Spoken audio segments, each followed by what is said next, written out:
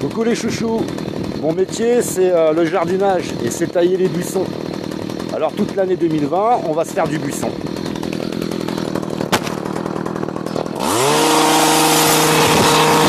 Le manipulateur pervers est un adolescent dans sa tête. Vous connaissez le grand scientifique français Aurélien Barraud? Tu sais, le mec avec les cheveux longs là. Ouais, salut, c'est Aurélien Barraud. Donc moi, j'avais fait une vidéo il y a déjà 2 ans, je crois, sur Facebook. Je m'étais fait passer pour son frère. C'est un être dont l'esprit, le développement de la partie émotionnelle s'est figé, est resté figé à l'âge qui correspondrait à la préadolescence. Maman était complètement idiote, elle me pinçait le zizi avec des épingles. Et n'a pas pu continuer de se développer. Mais il y a plein de gens qui me citent pas. Croupion la tapette, par exemple, qui vient me voir, machin et tout, et qui va citer Alexator. Ces gens-là, est-ce que c'est parce que je suis rebeu? C'est donc un être qui sera perpétuellement en manque. Elle est interdite, mais de loin, environ 500-600 mètres, il est clair que cet objet extraterrestre est toujours présent et émet de la fumée. Qui ne pourra jamais gérer les frustrations. Et je peux t'assurer une chose, j'en ai des frissons. Et on a ta gueule, parce que Pascal, il a mis ta gueule en photo. T'as une sale gueule, et si je te croise, mon pote, j'oublierai pas ta gueule. Qui sera toujours dans la panique de ne pas recevoir l'image valorisante, voire sublimée de lui-même.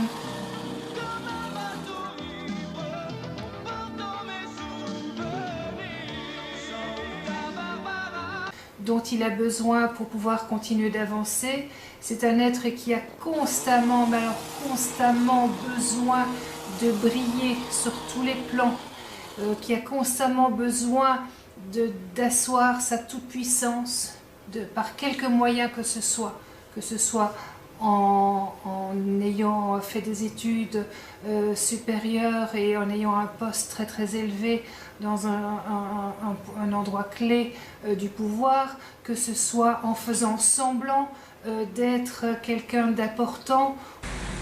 J'ai cette tenue parce que j'ai fait un tour avec une personne de l'armée brésilienne. J'ai pu rentrer dans l'hélicoptère des forces spéciales. Ou que ce soit en étant un petit caïd de banlieue, peu importe. Moi, j'ai rien à perdre. Et d'ailleurs, je vais m'occuper de certains. Il me reste plus que l'autre PD d'Alixator. L'autre PD d'Alixator en 2019, je vais lui casser les jambes et vous verrez des vidéos circuler. Il aura beau venir avec des clés à molette, tout ça. Faut des locaux. Mais bon. Moi, demain lundi, je suis au commissariat du 4e pour confirmer ma plainte. Chacun fait avec ce qu'il a et avec ses possibilités, son intelligence, son QI aussi. Mais de toute manière, il a vraiment besoin, impérativement besoin de paraître brillant, de paraître au-dessus de tout, au-dessus même des lois, au-dessus des règles, bien évidemment, règles qui ne le concernent jamais, mais qui ne concernent que l'autre.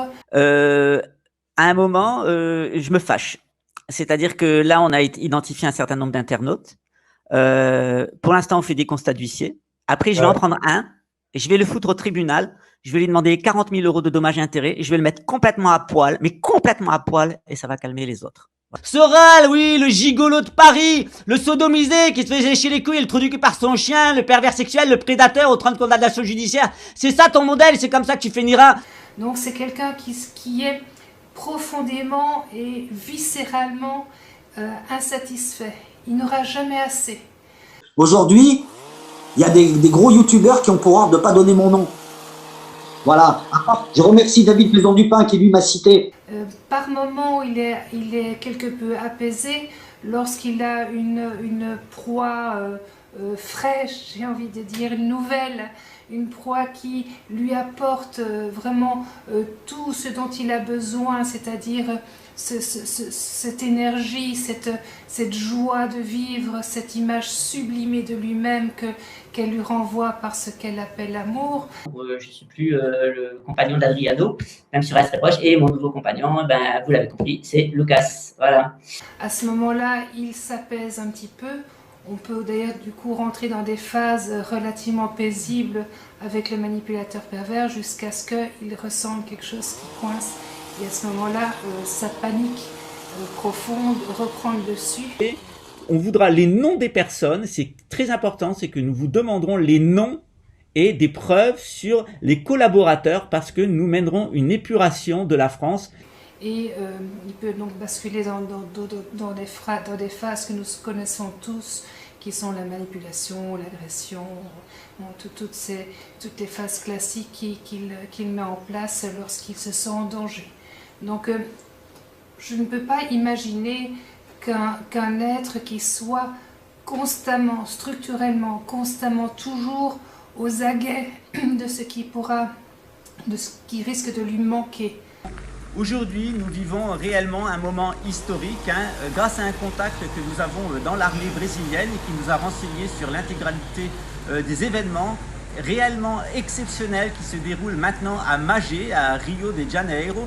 Nous sommes ici dans la réserve naturelle, juste de l'autre côté de cette montagne. C'est ici que l'OVNI s'est écrasé. Il n'est centré que sur son nombril, qui sera donc constamment dans cette inquiétude viscérale, puisse évoluer, vieillir sereinement. Je ne crois pas que ce soit possible. Je n'imagine pas c'est possible en tout cas. Donc je pense qu'un manipulateur pervers, en vieillissant, va être certainement de plus en plus perfectionné dans cet art de la perversion, de plus en plus efficace certainement, aura de plus en plus grands besoins parce que l'insatisfaction le poussera toujours à vouloir plus.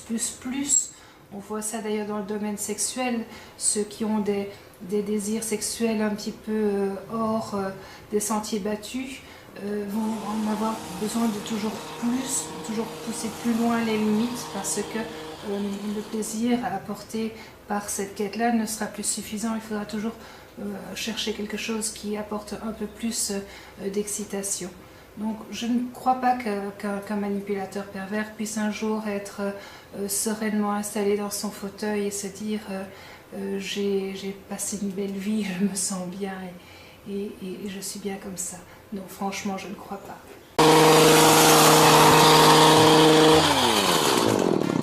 Ah, et puis en plus je suis bien équipé.